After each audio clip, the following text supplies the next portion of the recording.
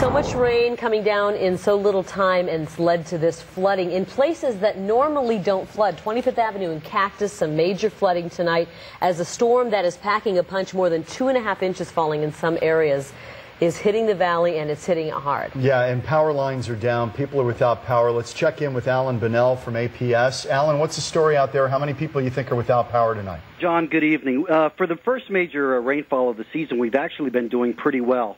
We currently have about 2,600 customers without power, principally scattered in the north central and the northern Phoenix area. But in the business, we've had what we call a lot of momentaries, where our customers would have experienced their power going off briefly and coming back on within 5 to 10 seconds. Alan, we had a momentary here at Fox 10 tonight.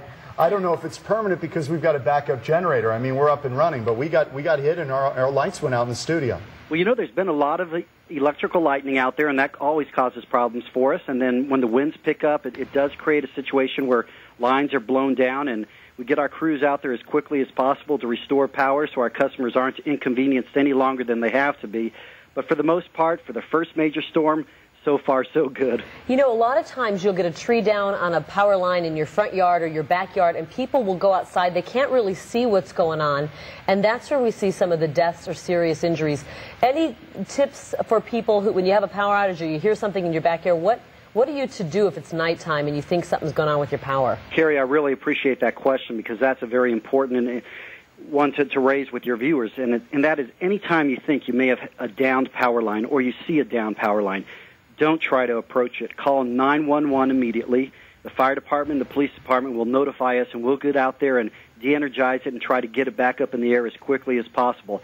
But by no means should anybody touch a power line, even if they think it's de-energized. You know, we should say, Alan, if you're in a car and you encounter a downed power line on your car, stay in the car. Do not, under any circumstances, get out, because then you're grounding that energy and you'll be electrocuted. That's absolutely right, John. While it may seem a little scary to be in the car with a line on top of you, you're very safe while you remain in the car. Don't try to get out.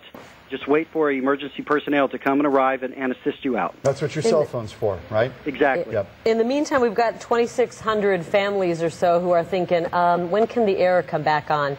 What do you think as far as getting that power back on? Well, you know, we're knocking out these scattered outages kind of one by one, but our goal is to get everybody back in with the next hour and a half or so.